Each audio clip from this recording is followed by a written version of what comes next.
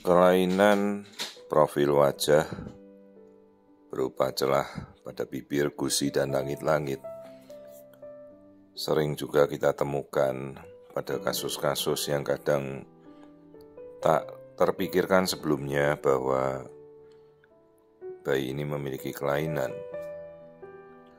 Ini contoh kasus dengan celah bibir unilateral, artinya pada salah satu sisi yang cukup dalam ya, sampai ke langit-langit.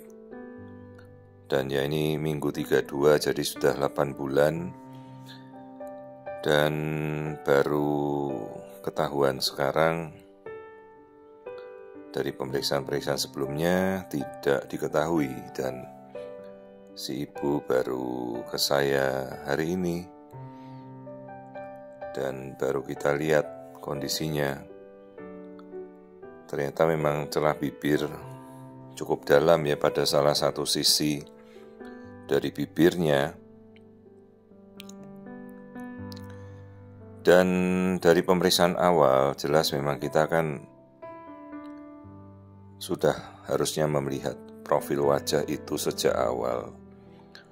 Karena kan profil wajah itu menjadi bagian di mana kita harus melakukan screening rutin ya.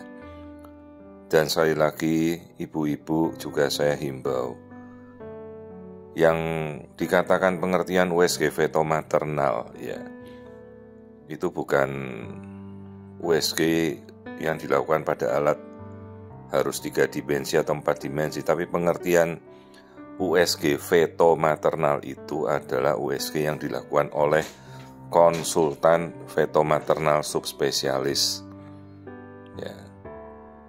Jadi apa dikatakan beda ya, jelas beda, karena beda secara kompetensi dan legalitas ya. Jadi inilah celah bibir yang cukup dalam sampai ke dalam. Nah sekarang bagaimana kita menjelaskan pada ibunya, termasuk ini celahnya sampai bagian sisi hidungnya berlubang begitu ya, sampai ini gusi itu lidahnya sampai bisa ke langit-langit, yaitu celahnya bolong sampai ke dalam. Ya sekarang dengan teknologi bedah plastik rekonstruksi itu sudah sedemikian canggihnya ya. Ini celah bibirnya sampai dalam sekali, langit-langitnya kena. Hanya memang untuk menjelaskan bagaimana rekonstruksinya itu harus dari bidangnya yang kompeten. Jadi bedah plastik rekonstruksi, berapa kali tindakannya, berapa kali langkahnya, kapan dilakukan, ini bisa kita tanyakan pada dokter bedah plastik sementara bayinya belum dilahirkan ya. Jadi nanti kapan direkonstruksi, kapan nanti mau tindakannya, itu bisa kita tanyakan pada sejawat konsultan bedah plastik rekonstruksi ya. Jadi seperti ini. Nah ini kita masuk melihat profil wajahnya ya, celahnya dalam sekali. Dan harusnya memang ini kan sudah kelihatan dari awal. Trimester kedua kan ini bukan sesuatu yang muncul tiba-tiba ya. Karena kita harus melakukan pemeriksaan lain, semua kita screening kita lihat ya, karena jangan sampai ada kondisi penyerta di mana kemungkinan kan berkaitan dengan sebuah kondisi kelainan yang berhubungan dengan suatu kondisi kelainan bawaan yang lain ya. Jadi inilah kasus celah bibir atau labiognatopalatosis unilateral. Tapi dari kelainan yang lain saya tidak temukan ada kondisi bermasalah. Jadi ya setelah saya edukasi, kita anjurkan cek genetika, namanya NIPT, dasar saja. Sudah sangat terjangkau untuk kita mengetahui apakah bayi ini membawa suatu kelainan genetik yang lain. Baru kemudian sambil jalan kita anjurkanlah ibunya untuk berkomunikasi, berkolaborasi dengan dokter bedah plastik ya. Jadi bisa kita anjurkan untuk nanti kapan bertemu, kapan operasinya, di mana. Bisa di senter-senter rumah sakit rujukan bedah plastik. Dan penyembuhannya sangat sempurna.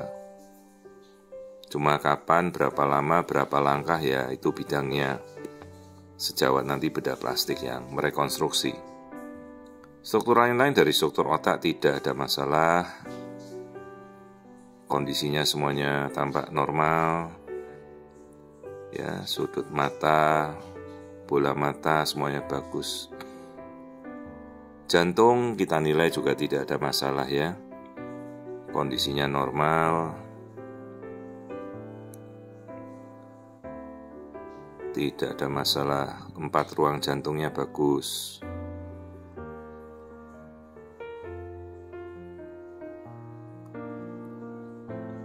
Nah ini aliran darah di jantung.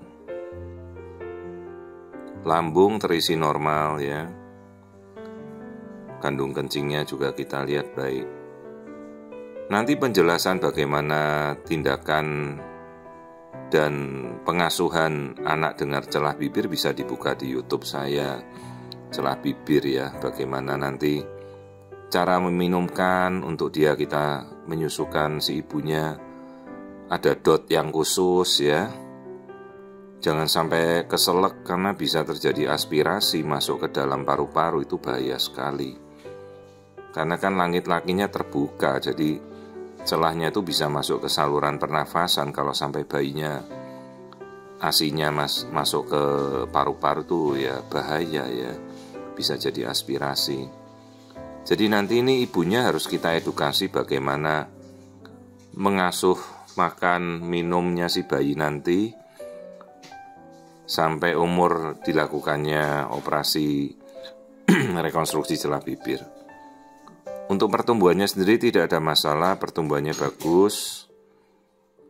Jadi minggunya 32 jalan 33 minggu.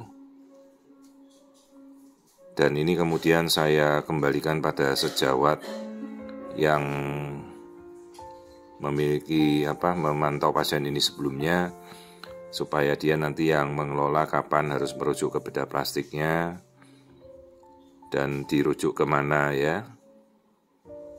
Juga dengan pesan untuk kita lihat kondisi-kondisi sejak awal, apabila ada kelainan jangan ragu untuk dirujuk pada pemeriksaan konsultan fetomaternal subspesialis. Jadi sekali lagi yang saya jelaskan, USG fetomaternal itu bukan USG 3 dimensi, 4 dimensi, jangan disamaratakan ya. Jadi pengertian fetomaternal itu adalah konsultan subspesialis, dia harus seorang dokter kandungan mengambil pendidikan tambahan. Jadi USG fetomaternal mutlak dan hanya dilakukan oleh konsultan fetomaternal yang sah dan legal.